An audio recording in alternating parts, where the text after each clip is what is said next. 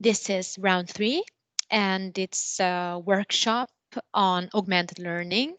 So my name is Tiziana Parretti. I'm Program Officer at All Digital. It's a real pleasure to welcome you here. The Augmented Learning workshop is included in the lesson stream, and the moderators of this workshop will be Jennifer Nicolay, who's expert in ethics in business and economy for didactics and pedagogics at the Joblinge base camp in Frankfurt, Germany, and Fiona from Prónay, who is expert in media education and pedagogy. She's responsible for developing and embedding digital learning and STEM projects at Joblinge, Germany. And the operator who will be supporting this workshop is Sandra Liebender from Stiftung Digitale Chancen. So please kindly note that the session will be recorded, and I leave the floor to Fiona and Jennifer while we have the last participants joining us, and wish you a very pleasant workshop.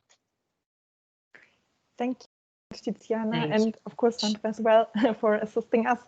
Hello and welcome from Munich. I'm very excited and looking forward to this workshop with you now. As Tiziana has already said, my name is Fiona, and I have been working with Joblinge since 2015. And the topics I stand for and I'm also very passionate about are equal opportunities, learning and digitalization.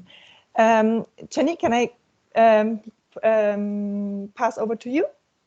Yes, thank you very much. My name is Jennifer Nicolay. I'm also very excited and looking forward to having this session with you. So thank you all for being here.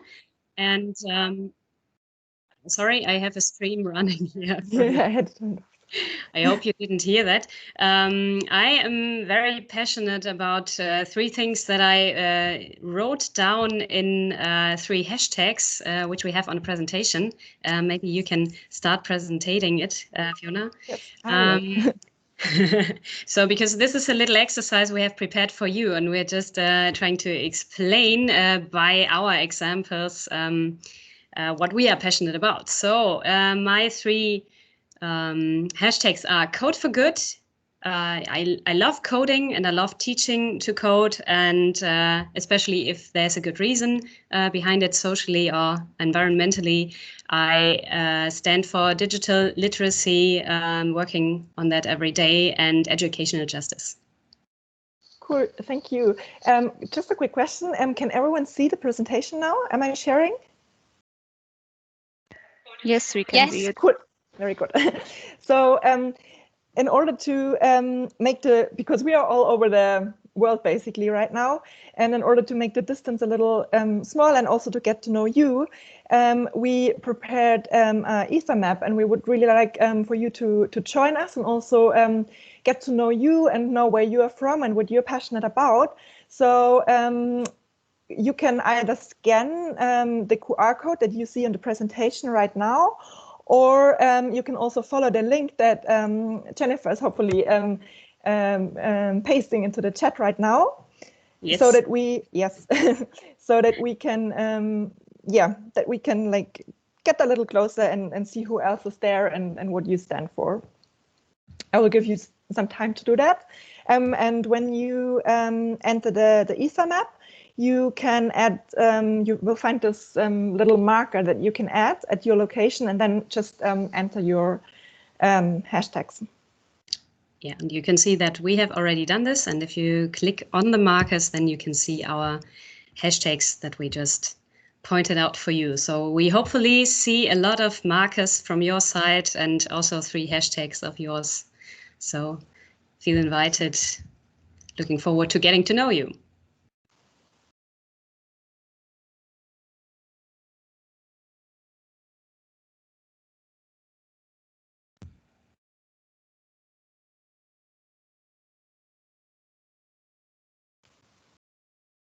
Jennifer, shall we quickly change to your screen so that we can see where people are?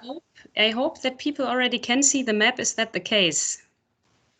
Yes, there is already one marker coming from Belgium.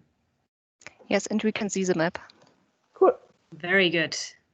So I will just, in the meantime, during the time when others are already adding their markers, I will just click on some of them to see where you have, well, this is Belgium for once, Tiziana from All Digital, connecting from Brussels. If you like, Tiziana, you can also click edit and add your 3 hashtags. So this is Besiana from Albanian Institute of Science. Very welcome here too. So we are already spreading across Europe a little bit. There's Croatia, I guess. Yes, without any information yet, but coming soon.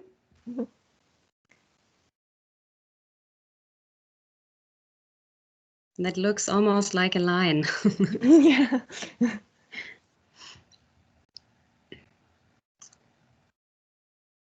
And someone from Thessaloniki, very welcome too. How do you say welcome in Greek language?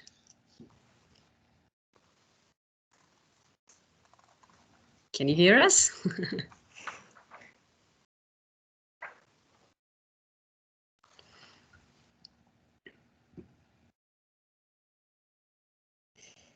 Okay, We're this also is busy editing our map. That's why we're all silent, Everyone's but very we're getting quiet. our hashtags. But yes, we can hear you.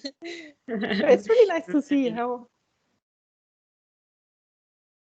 Some new points coming towards From it from the Italy. south of Greece, from Italy, right? Yeah.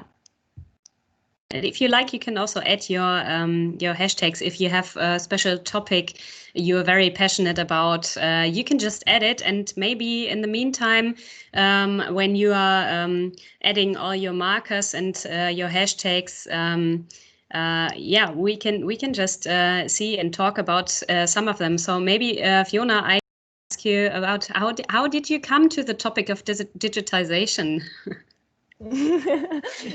Well, I think we will also see that in the course of this workshop, that it's like, so I mean, it's kind of affecting all of us, and it's also affecting very much our participants who like are very eager to join the labor market, and where everything changes due to digitization. So yeah, that's one, like, just a topic that like is so important for all of us to get familiar with it, and something that changes all of our lives at the moment. Now, so even more than before the crisis, I would say. Yes, definitely. Cool, Portugal. There's someone from OPEX, that's in Spain, I guess. And Tiziana has added some hashtags: free education for everyone, knowledge sharing, digital competencies. I guess we have very, very similar topics all around here anyways. It's great to see. And there's Salerno from the south of Rome, a few 100 kilometers, I guess. And someone else from Madrid, yes, and Barcelona. Hola, España.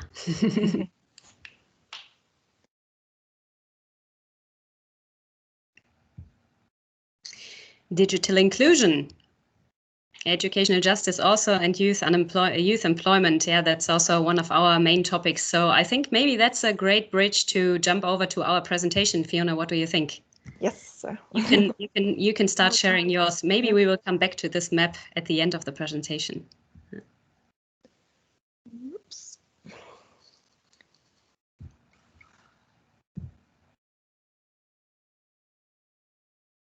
So in order to keep you busy, and if you have hope that we're just talking to you right now, then this is not the case, because we have another question to you. And that is, I mean, we have had this summit going on for almost two days now, and we are not at the end, but like more towards the end now. We would really like to know which learnings you took from the summit so far, especially, of course, in regards to digital learning and augmented learning. So yeah, we're really interested in hearing that from you. And you can enter your your takeaways in a Slido that we have prepared. And therefore you can either also scan this QR code here, or Jennifer, you are going to post a link as well into the chat. And or you can also, that's also very easy, you just enter slido.com and then enter the code 2978. Just post the code here too.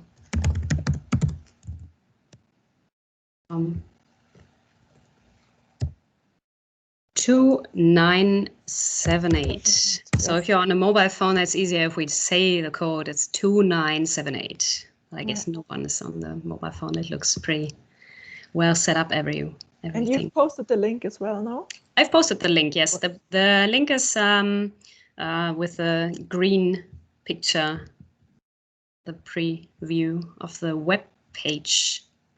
So, and then you should have, I'll share my screen again.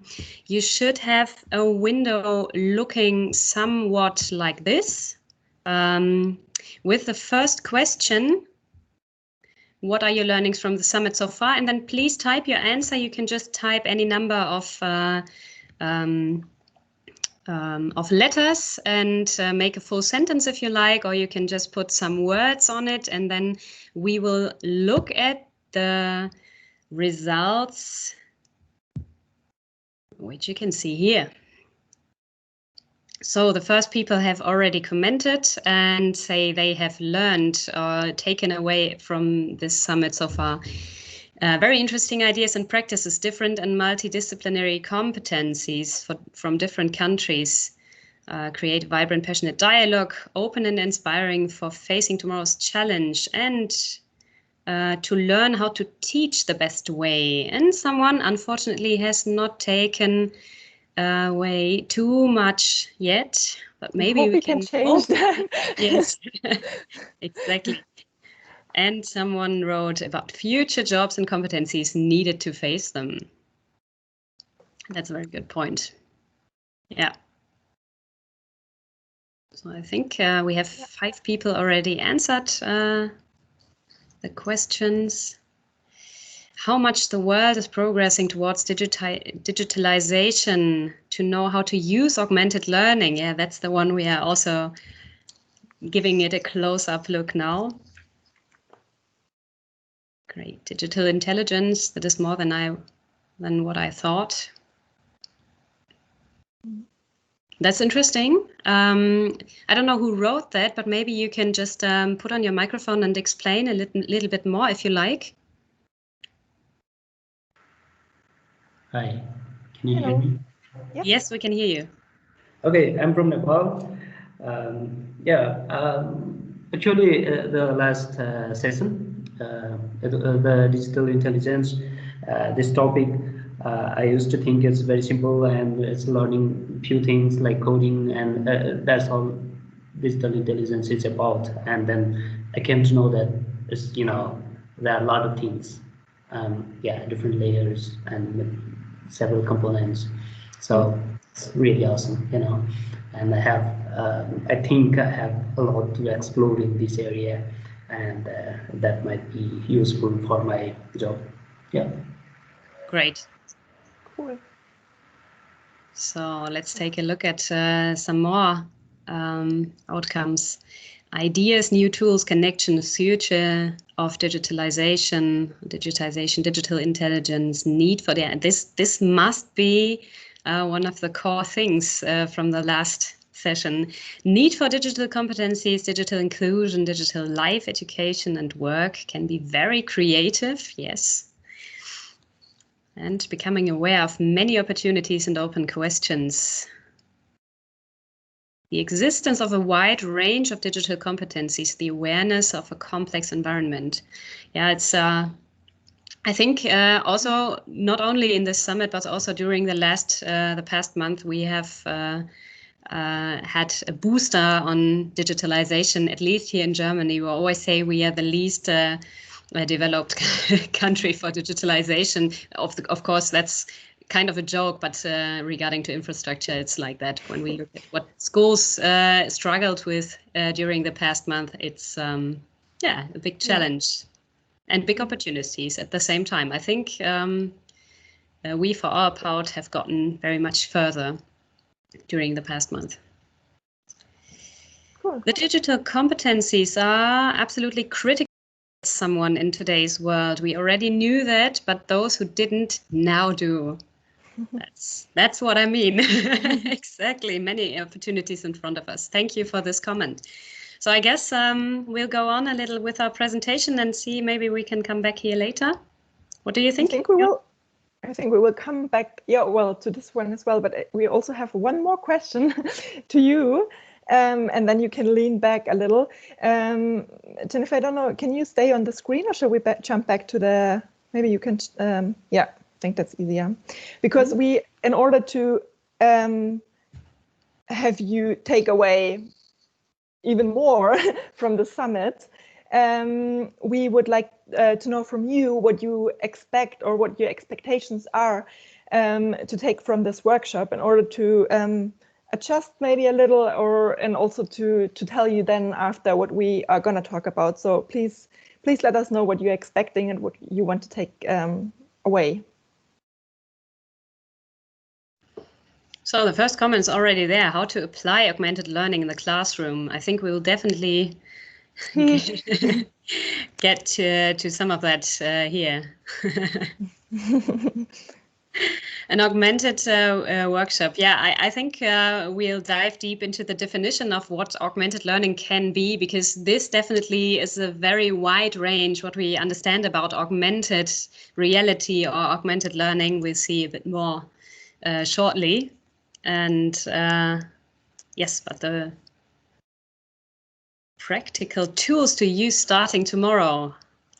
You can already use the Slido and the the Ether map, of course, but yes, of course, there's a lot you can do to get closer to your learners and build up a good relationship. That's what we are also mainly focusing on. So that's good. Then we are on the same page. Okay. So are there more answers coming in, or are we? One more. Augmented learning. What it is, probably, because there's a question mark, but we will explain that. Yes. We'll explain that. Okay, cool. Okay. Shall we jump back to the presentation then? Yes, jump back to the presentation.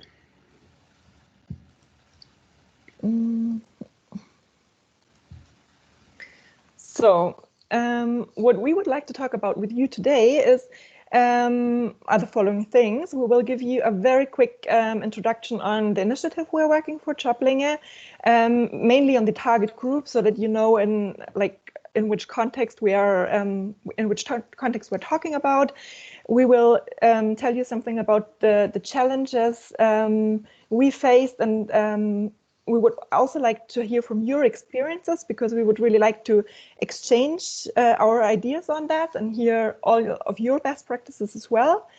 We will also give you a few of the things we have learned, our best practices, good examples that really worked for us and for our target groups. And we will also give you a summary of our key learnings that we gathered in the last, not only in the last couple of months, but ever since we started working in this field. Yes, then we will jump to the next slide, and I will hand over to Jennifer. Great. So what Joblinge does mainly is closing the gap between social origins and future opportunities, which means Joblinge tries to open the gate for all those disadvantaged youth who are not employed. The age range we'll see on the next slide, and we are just trying to make the best possible bridge from unemployment, whatever reason that might be, and this is what we saw: the social background, the social disadvantage, anyways, the social origins, to the best bridge to the future opportunities. And this is what we stand for: equal opportunities for everyone, opening that up making the bridge. And we are working with a strong network of business, government, private, like, for example, volunteers, mentorship that is created by volunteers with volunteers. And this is what we call the most important thing that we do is joining forces for the opportunities of the young people that really need it. And I think joining forces, that is also the core thing that we have to do if we want to go into a good future and take everyone. So who are our participants? Who are those disadvantaged youth I already mentioned? We are working with almost 2,000 young people every year and put them into do placements into apprenticeships, apprenticeship in the dual educational system in Germany, which means part-time school and working on the job already. And the participants are 15 to 27 years old, round about 50% have a lower secondary degree. Some of them even don't have a degree at all, but some of them also have higher degrees. Around 50% have lower secondary degrees. 60% have migration background, and 64% are male, young male, seem to struggle a lot more with going their own way. I don't know if it's for prejudices or whatever.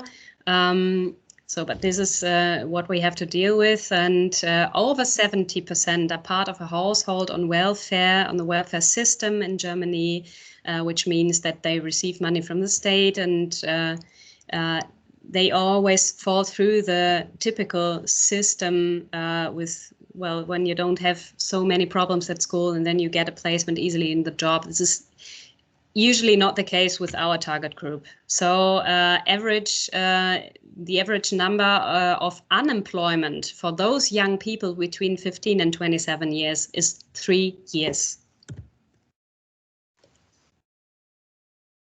I hand over back to Fiona. Yes.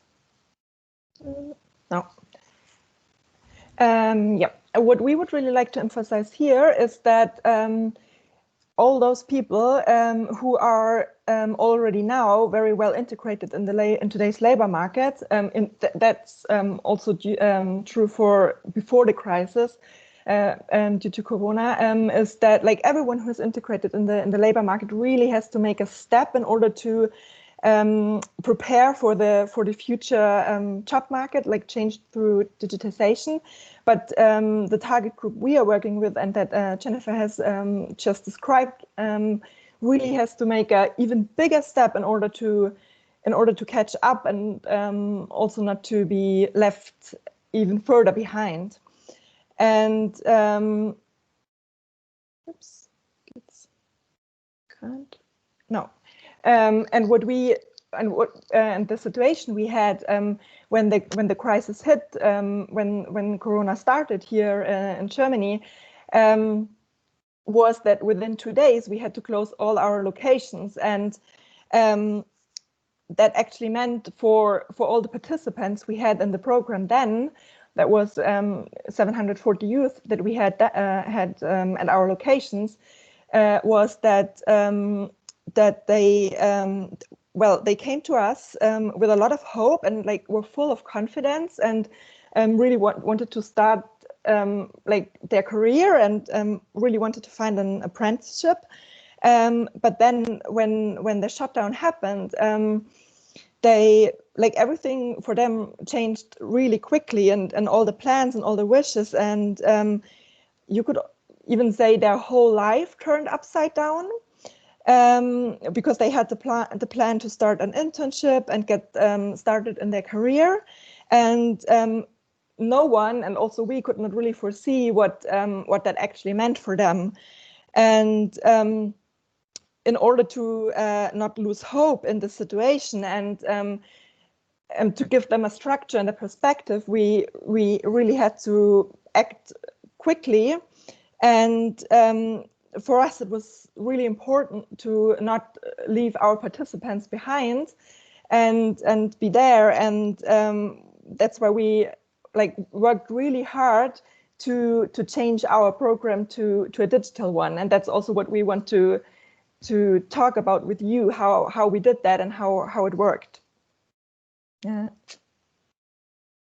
And that was especially important for us because we realized that in that very moment, our work was even more important than before, because the crisis threatened and still threatens to put to largen that gap even more, and to leave this like the participants we work with even further behind.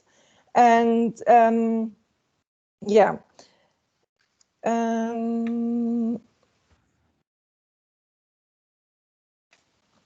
Yeah, now I will hand over to you. It's always a bit tricky too, because when I try to shift to the next slide, then I have to change to my mouse. It doesn't work as I expected. That's why I always need a moment. But now I hand over to you.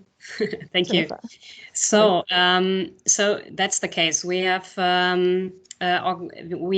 to implement some sort of connection to those young people who are working with us, so that they don't get lost in front of the screens, if you know what I mean. So we're working with a very, very special target group that is, we can imagine that they are sitting at home suddenly by the lockdown. They are most of the time sitting at home with their whole family, and then you try to establish a learning environment, which is very, very difficult if it's loud at home, if they don't have their own room where they can go to, if they don't have this regularity of scheduled times when they have to come to our offices usually. So all of a sudden, we had to build up a virtual world where we could connect with those people, and where we could also create a safe space, a space which is for good learning environment, and also with those basic rules that we already established. So what is augmented learning in that case? We don't mean walking around with a mobile phone and searching for Pokemon like Pokemon Go. It is also not, in our case, the augmented learning, working on a machine and seeing how that works by holding virtual glasses or your mobile phone screen in front of it and getting explanations. Augmented learning basically is putting the learning environment that we had in the classrooms before into the virtual world. And as we are working very much with blended learning methods usually, we couldn't do that like we did it before, because blended learning always requires that you are in a room with the people and that you can interact with them. And suddenly we weren't able to do that anymore. And why is that a problem? Why did we have to think about augmented learning and what that is, or what the special points of it are, the important things? Because all of our participants struggle with learning. They don't know how to do it. They don't know how to keep track to learning plans, for example. They have really, really bad experience with learning before. And I think this is not only relevant for our target group, it is relevant also for all the learners, all the young learners, all the first grades, or also those who are trying to get their degrees. They suddenly had to find all that motivation by themselves.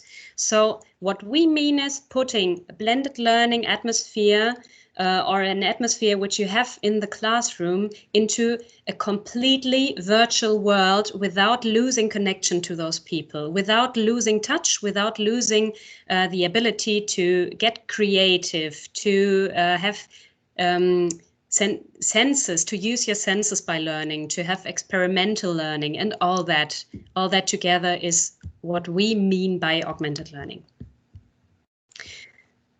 Thank you very much.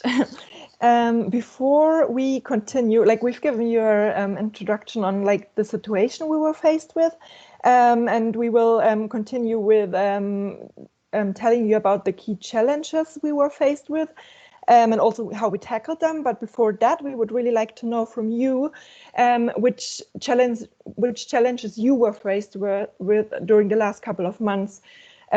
Of course, with regards to digital learning and to learning with in a virtual environment.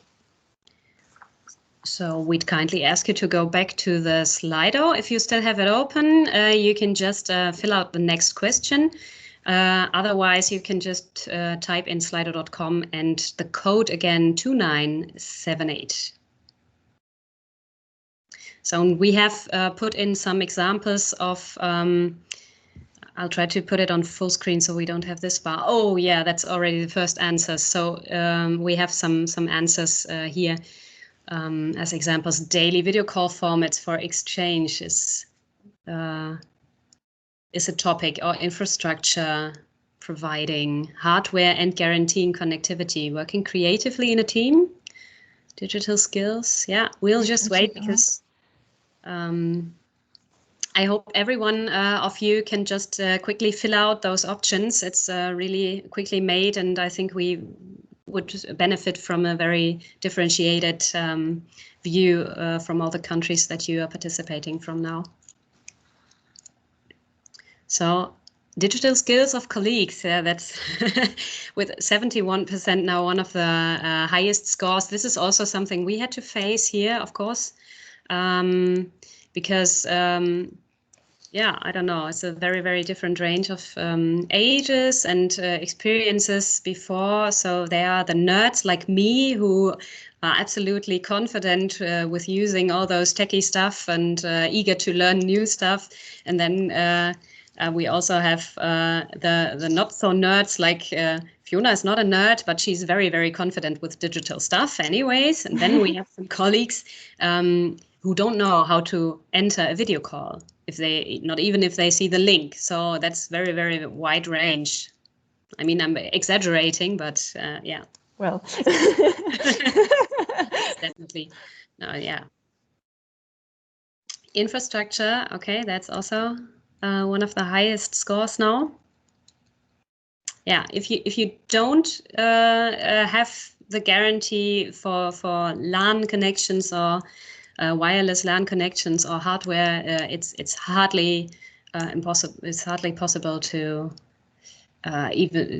especially to work with students. So this is also what we had to do during the first days of the Corona crisis.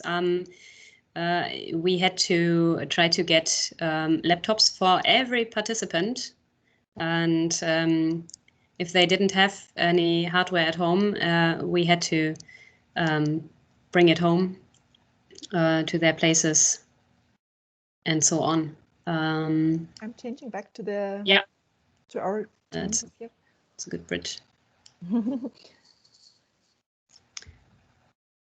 Is that my slide or yours? Yes. Yeah. So we have about 30% nationwide of our participants who have access to laptops and a stable internet connection at all. So 70% didn't. And this is what we had to set up during the first days. Of course, that is a very, very critical subject. And also the handling of the technology and software, both for participants and colleagues. But our focus today is on building up the relationship, because we, as pedagogical staff or people who are dealing with the concepts about it, always have to face, I would say, three main points that critics say. They would say mainly that via a remote connection, you can't build up a good relationship, or you can't sense what your opposite is saying, feeling, meaning exactly in the way as if you were in the same room. And also that you can't use all of your senses. You can't experiment what it feels to do this and that. You can't experiment so much via your senses, like smelling something and so on. Of course, those are also topics that affect building up a relationship. If I'm further away, maybe that is very different from what I know. So in order to overcome pedagogical challenges, we tried to set up at first for the relationship building to create a commitment and to set up an atmosphere where we can do everything that we had to relate to before, like being punctual. This is maybe a very German thing, I found out, but for our target group, it's very, very important to stick to those kind of rules to get into some sort of running into through the program, and being stable also psychologically. And for us, it was very important not only to engage the people once, like in a webinar, but on a long term. So we need long-term commitments that the learners want to learn and that they are eager to get a certificate, for example. So at first, when we are talking about handling technology and software, we also had to put that in focus, because also for building up a relationship, we have to show them, okay, I can help you also with the things when I'm not right in front of you. I can also help you remotely, for example, on explaining how to turn on a computer, how to send an email, how to log in into your learning software, and that works remotely as well. And this is also, sometimes it's the first step where we can build up a relationship. Well, anyways, building up a relationship is also done by looking the people into the eye, also into the camera. And there are a few hints that we can dive deeper in shortly. So we have another question for you. And this is, how confident do you feel about connecting with learners digitally? So if you face that topic, the topic about building up a relationship with your learners, how confident do you feel doing that? I just change on the Slido to the next question so that you can fill out. And please, this is a rating from 0 to 5. How confident do you feel? 5 is very confident and 0 would be not confident at all. You seem quite confident with connecting with them. I mean building up the relationship, connecting. Can you turn on your, because we can't, I think it's still, I'm still sharing. Yes, I share. can also share the results. I'm happy to do that. Just for a brief moment, because this is just one slide. Can you see it? Yes. Yes, thank you. Okay, so most people of you are quite confident in doing that. I'm very, very happy to hear that. In Germany, this is quite a big debate, and people are not confident at all about it because it's not very usual to do it. And also the topic like not only sending a PDF, this is the case in many times in schools in Germany, only sending a PDF, and at the end of the week, I as a teacher would ask, did you do your homework? And if you didn't, why not? Like, and that's all. Sort of. So there's a lot more that you can create to build up a relationship, to engage the learners with gamification platforms and so on. So, but many of you feel quite, yeah. But it's really good that we have like a lot of people who are very confident, because then we can later have a good exchange on how people do that. Yeah. And also, I would like to hear from those who are here in the middle now, maybe what part they are confident about and what part maybe not so much. So where there needs to be a push somehow. Okay, I think this is for the first brief moment enough. And you can jump back. Yeah. Great. Oops. Oh, okay.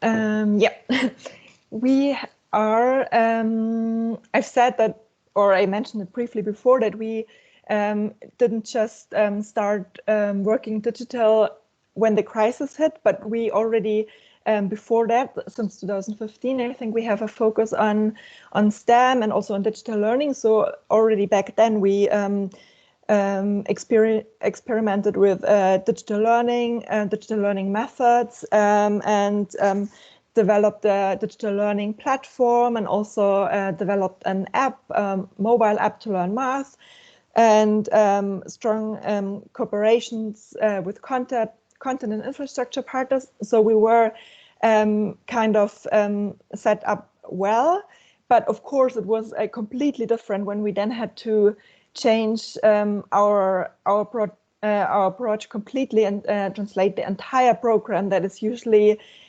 face-to-face at our locations to a completely digital format.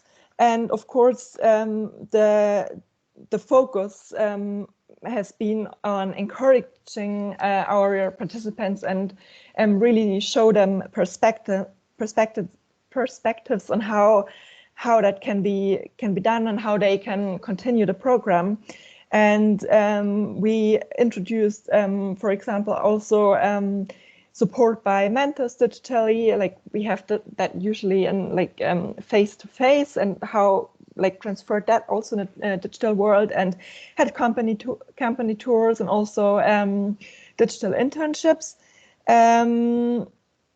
Yeah, and I think what was also quite challenging for us, but what we also managed to do very, very quickly, and that's also where Jennifer will say a few more words on what we actually did, was to set that up within a very, very short time.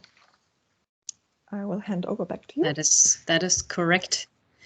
And so in a very, very short period of time, we had to change from blended learning, like I explained earlier, that we are on platforms, learning platforms that we are already using in the classroom. And then we suddenly had to put all those into the virtual room, which is on the next slide. So how do we change from blended learning to augmented learning?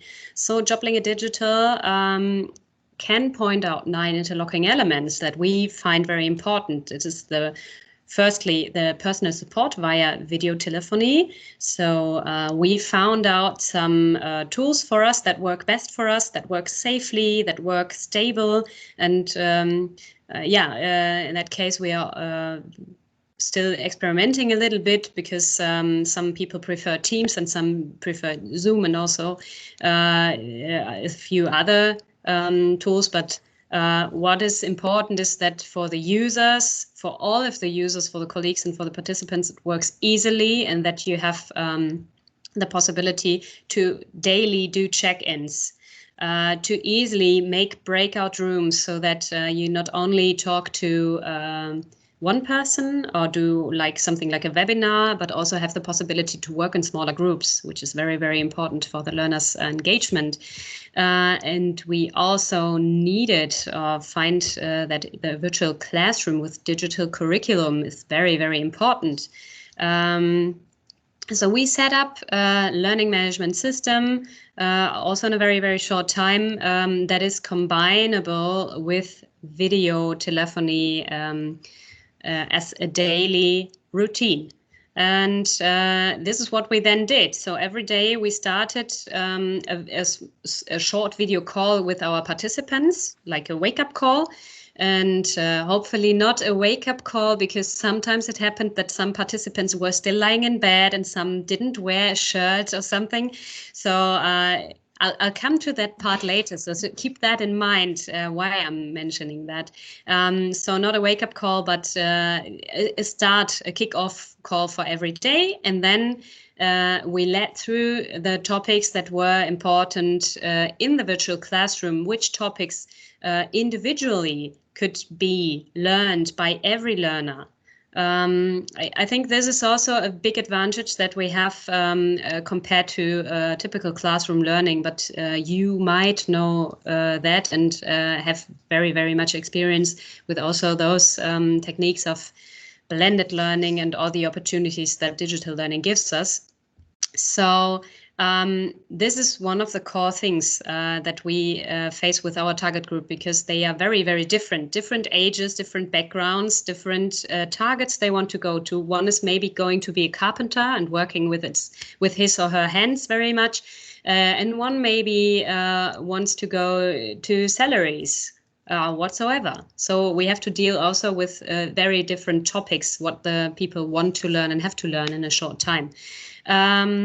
So digital job fair was also one of the topics. We were faced with a very big challenge that we are placing young people into the job market. Usually we do that by internships, where the people can go into the companies directly for 2 weeks, and also by having company presentations at our site, also by just making the possibility and bridging and bringing those people together, but usually in a room. So suddenly we didn't have this opportunity. So we set up a big digital job fair with more than 300 participants and more than 70 companies that on one day tried to get together, and that went really well. So communication platforms for young people is also very important. So the young people have to have an exchange format that is also in a safe environment. And so we are usually also doing mentorship. So it's a one-to-one relationship that the people build up, usually also in the rooms. But now we had to transfer this to the video telephony too, to get a closer relationship. And also we have developed a digital learning path with companies, and we have, as we already pointed out, set up IT equipment for our participants. So long talk. Let's go to the next slide. I will give you 2 examples to make this all a bit more practical, so that you can really tomorrow start with augmented learning and some techniques. So as I mentioned, there was this case where somebody thought a wake-up call is really a wake-up call, and he could still lie in bed without his shirt on and everything. So we pointed out the rules, and many of you might have known about netiquette. So this is like a rule set that is very important in the web world, already established for many, many years now. This is usually for how do I comment and where do I comment in a thread and so on. So we set up our own netiquette, and we also find this in the digital competency framework, that this is a very important thing to do. So what are our rules? When do we turn on our camera, and especially when am I allowed to turn it off? Because if I am teaching a class, I don't want to sit in front of a black screen with all those letters. I want to see the faces. I want to get in touch with the people. I want to see who is responding to whatever I say. So we always kindly ask our groups to turn on their cameras, and also, of course, to be dressed adequately. The topic about the microphones is, if we are a small group, then we likely leave the microphones turned on, because also that is one of the senses we can use for being closer to people. So if I can see the faces, and if I can see the instant reaction, and if I can hear what the surrounding sounds are, if that is possible, and I'm not living like above a construction site or something, then it is very, very interesting for us to have all those resonance. The next thing is how to write comments, and what is the difference between a WhatsApp chat with my friends and a comment that I maybe do, or a question that I ask during a webinar. All those rules are very important. And when can I raise my hand and ask questions, or how do I even do that? Are there rules?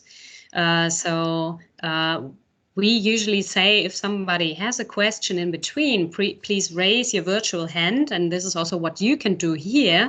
Raise your virtual hand like this, and I'll put it down again. And then we will call your name and you can ask your question. So that is rules that we had to set up with the students, and this is not only rule set, but it's also something they can rely on. They can work with it, and this creates less distance. So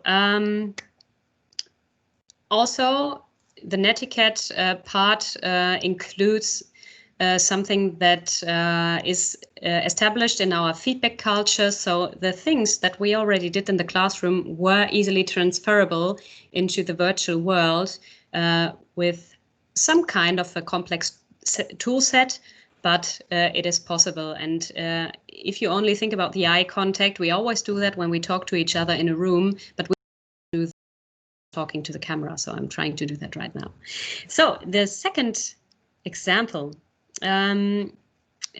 which can create a very close relationship between learners in a pedagogical way, is learning tandem. So our big challenge was the students or the participants are sitting at home. We are sitting at home. We cannot see what they are learning except for the part that we see from the learning platform. When we are using a professional learning platform, of course, we have some charts where we can see how many hours did someone learn, how many chapters did he or she successfully run through, and so on. But what we don't know is when exactly are they struggling? What are they doing when they're struggling? How do they motivate themselves? Do they even have the capability to motivate themselves? So we thought, okay, we have a whole classroom in front of us. Virtually, it's even more difficult to get closer to them. So let's just establish a learning tandem system where we have a one-to-one sort of correction, reflection, how much am I progressing on my learning path, and so on. So we engaged learners in a long or midterm commitment, and we let them write that down in a Trello board, so everyone could see that, and it was flexible, so you can just put your cards wherever you want to and set new goals and so on. And those two learners were always one of our participants and one very experienced worker. For example, someone working at a bank. So we put those two people together, also did a virtual matching, and then they both had a topic like, I want to learn coding. I want to learn how to build a robot that can go on its own. I want to make an AI chat program, or maybe also I want to be an expert on Office packages. So both of them set the same goal or a comparable goal and said, okay, we are going through this together. You are a young person, I am an older, experienced person, and we put together what we two have. We might not have in common very much at the first glance, but the young learners are very quickly in adapting new techniques. They are not afraid of trying them out. They can quickly adapt, and the experienced learners maybe are a little bit afraid of doing that, but they are very experienced in how to motivate themselves, how to go through a whole learning course, even if they are struggling with other stuff they have to do during the whole day, with organizing the timetable that they set up and so on. So both things could go together in a one-to-one situation, and that was really, really a good thing. And the people felt closely guided through everything that we did, although we were far away from each other. So important is to chat frequently and to go on this learning journey together, and also create this feeling of having this learning journey together by the Trello board, by maybe also sometimes pointing out that this is a journey with pictures, with where have you been last week, what did you do, what will you go, where will you go tomorrow, and so on. You can make a storytelling out of this. So, and also helping each other with the tech affinity or the learning experiences. That's basically what the mentoring and learning tandem is about. Thank you. Now we have another question for you. And that is because we would like to hear and also exchange on that. We would like to know from you, what are your favorite tech and low-tech tools for digital learning? I think by now you already have our Slido open, hopefully, and know the code. And we would really like to hear from you.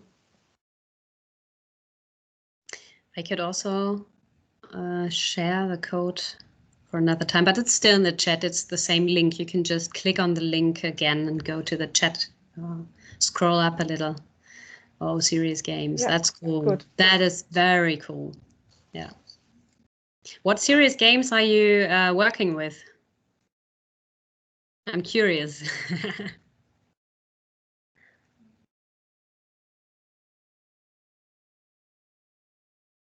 If you'd like to share.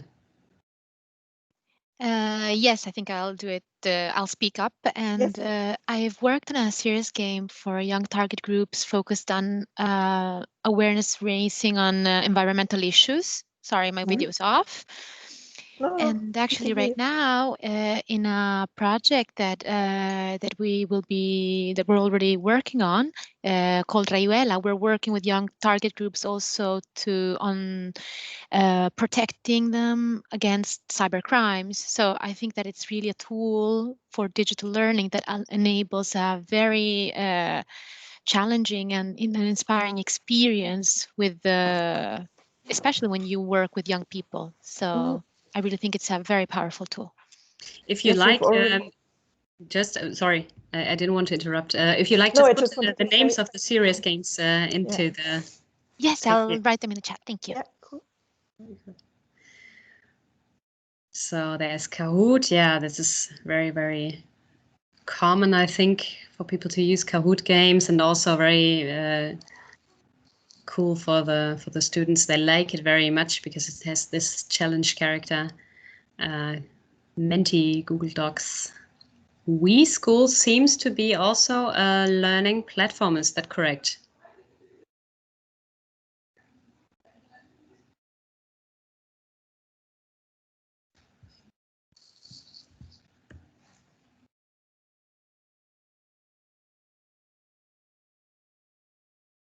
Okay, I think my question didn't get through. Moodle. Is someone also working with learning apps or something? Learning apps, yeah, that's just what I said. In that second, it popped up.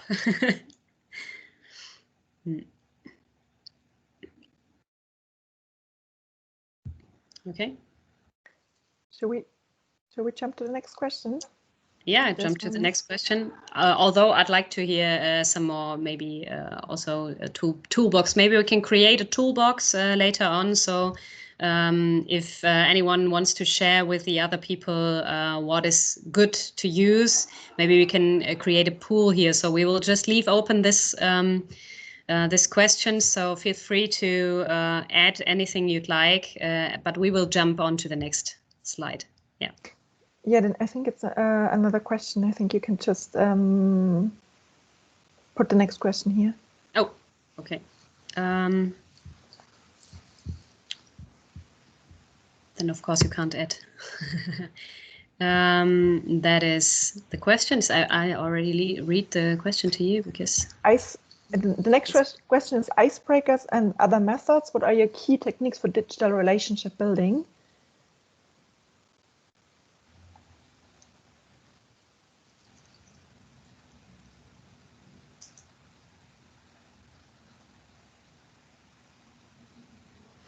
Maybe we can just give an example while you fill out this, Paul. When we were setting up this summit, we were talking about one method to get in touch with people a little bit. It was the post-it method. I don't know if any of you maybe have tried that out. So people can put on a post-it above their camera, and then the workshop leader asks a question, and everyone who agrees puts down their post-it. sharing videos and asking to comment on them, and Joining. that is joining at all. Yeah. Online collaboration, collaborative games. Yes. Use a Mentimeter to check who the students are. Mm-hmm. Yes, interactive didactic games. I think a lot of the things that we usually do in groups, in front of groups, can be transferred to the digital room as well. But of course, there are always some things that we wouldn't even have in the classroom, like the post-it thing that we can very well do in the virtual room. Or I'll give one more example, if I may, Fiona. Yes, you may. We want When the first days of the lockdown here in Germany were frustrating very many people because they had to stay at home and they didn't want to, or if they could go outside, of course, but many of them were also afraid because especially when they are uneducated, they are very insecure with those news. So we had to talk about them with them about fake news and everything, and get them away from the radical ideas that might grow inside their heads or the fears that might affect them psychologically. So we tried to be very close to them and asking also things like, just right before a workshop started, what do you see when you look out of your window, right where you are sitting now? So that was also something that created something that was more close than what we had in the classrooms usually, because we usually didn't ask that.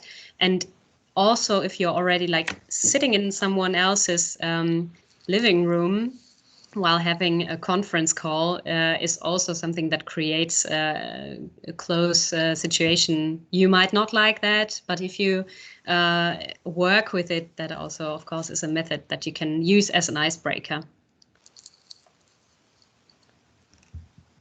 Cool. Shall we jump back to our learning? Yes, please. To the presentation, yes.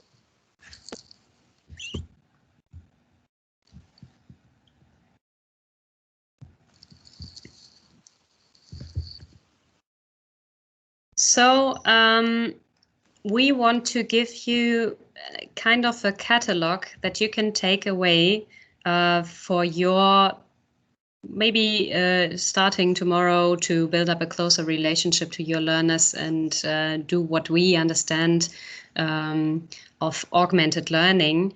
And that is always create an instant connection and overcome the strangeness by whatever might stand between you.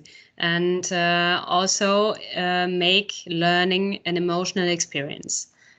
Create empathy and commitment. If you are usually there for your students, sometimes in the classroom you don't even have so much time for one single person, but if you're working digitally with them, you can instantly chat with them. You can instantly make a phone call. They can also make a phone call. So that is a sort of empathy and being very close to the person that maybe isn't even possible before, because that's another time setting and so on. Create commitment, very important, because if we stick to the rules, we feel safe in a way. Create a sense of belonging. So we are, for example, also doing a digital hackathon next month.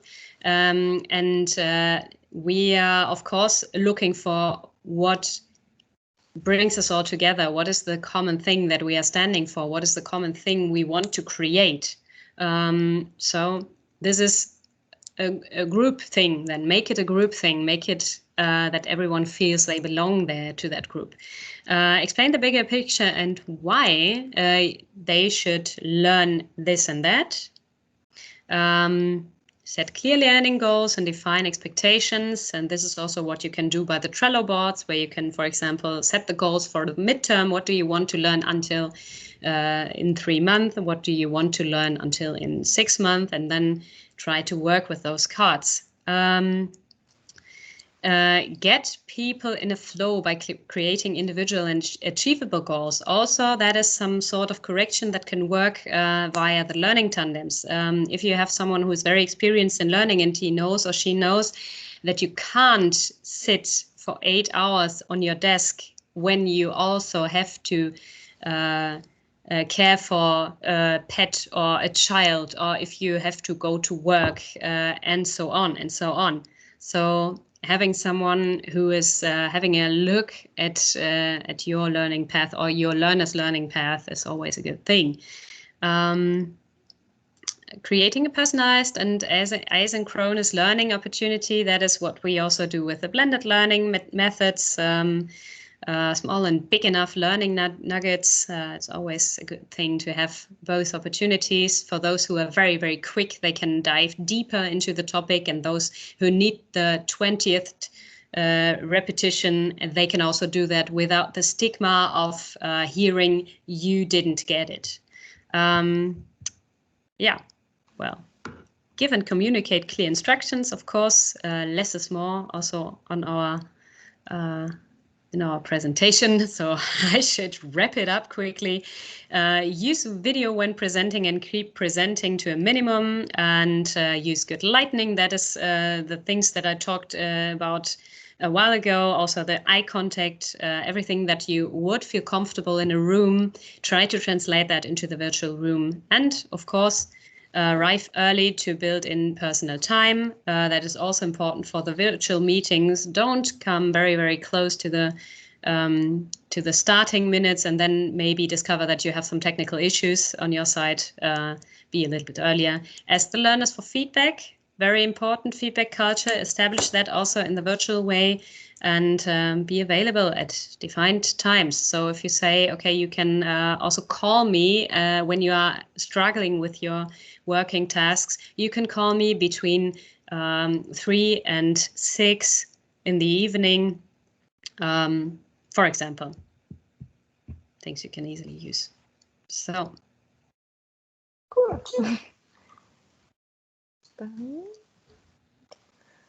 Then thank you to you for listening and for your attention. And if you have any questions right now, don't hesitate. Now we're still here and would like to get in contact and exchange on your experiences. I can't see the chat, so if you have, maybe Jenny, you can see it. Yeah, if people have questions, if you have questions, post it or unmute yourself. I don't think we are so many.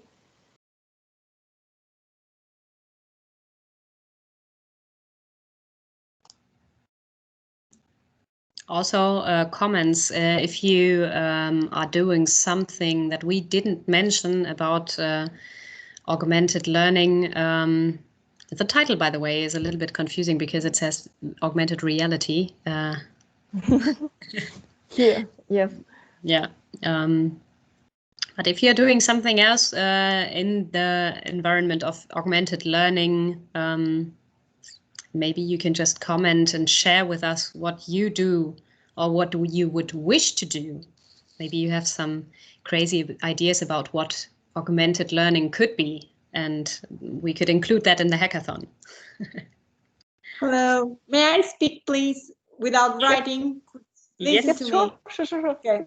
Diana, Dania, hi. Dan from Italy, from South Room. Happy to have you. Okay, it's okay. I teach in Center for Adults and Migrants, and all these augmented tools for learnings are very interesting, but for people who are not enough educated to technologies, can be very difficult to be used. So is there any advice for me? Because I try, but it's not easy. It's really not easy. So is the question if the colleagues or the learners are not digitally educated? The learners. The learners, yeah. So this is something, of course, we are dealing with every day, because our learners usually, I don't know, Fiona, can you put on the slide where we have the diagram with the learners?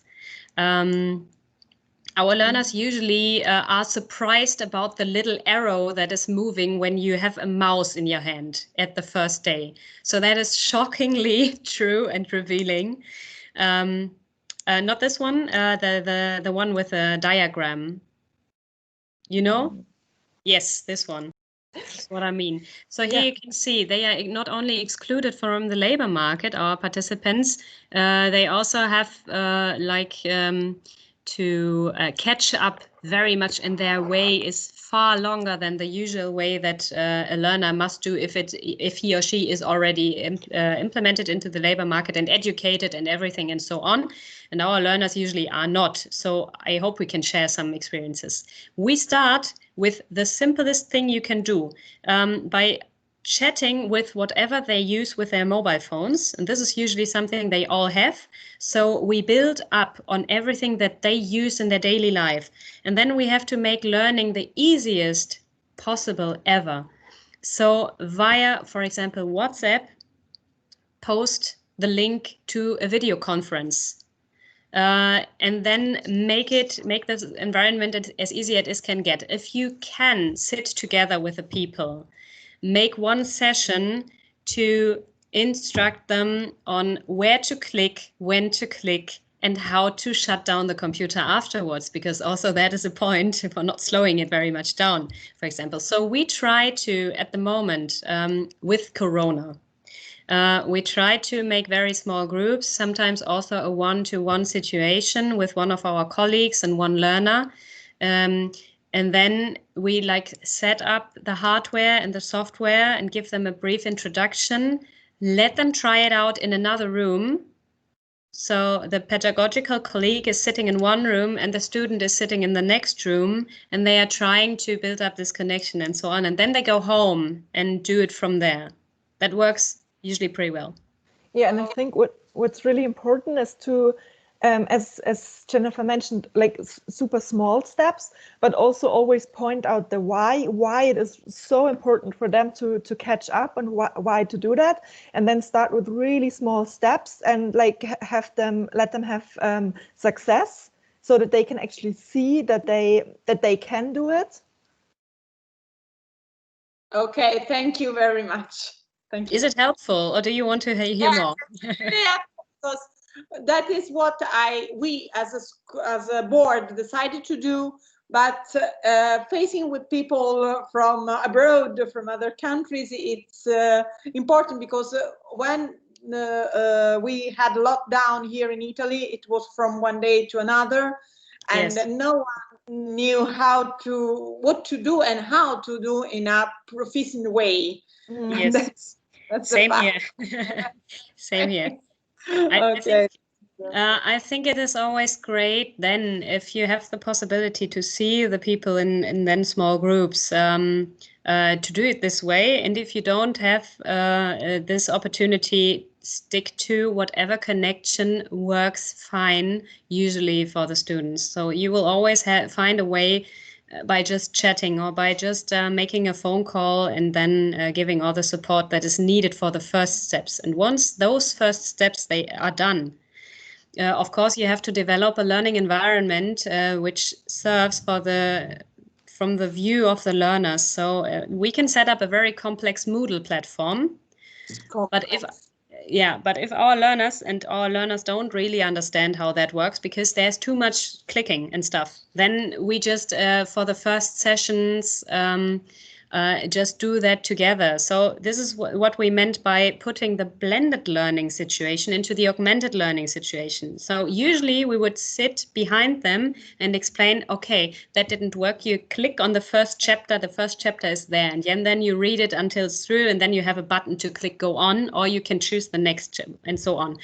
And if you don't have this possibility to stand behind them, try to make a video conference with screen sharing so that they can instantly see what you're explaining. This is, of course, it requires already the hardware on the learner side.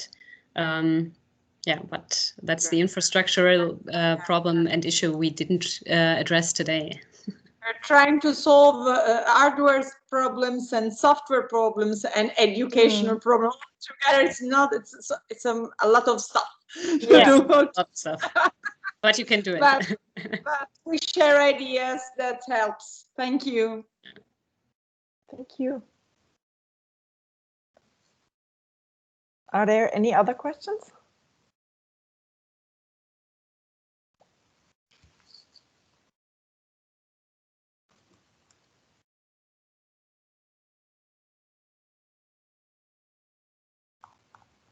Doesn't seem that way, so. Okay.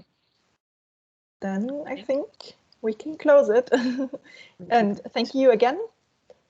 Thank you very much. It was really an interesting workshop. It was a pleasure really to attend. Thank you for assisting. Thank you. Thank you very much. Thank you very much. Thank you. Hope you're having a great rest of the summit. And if you have any further questions, just keep in touch. Maybe. Bye. Yeah. See you around.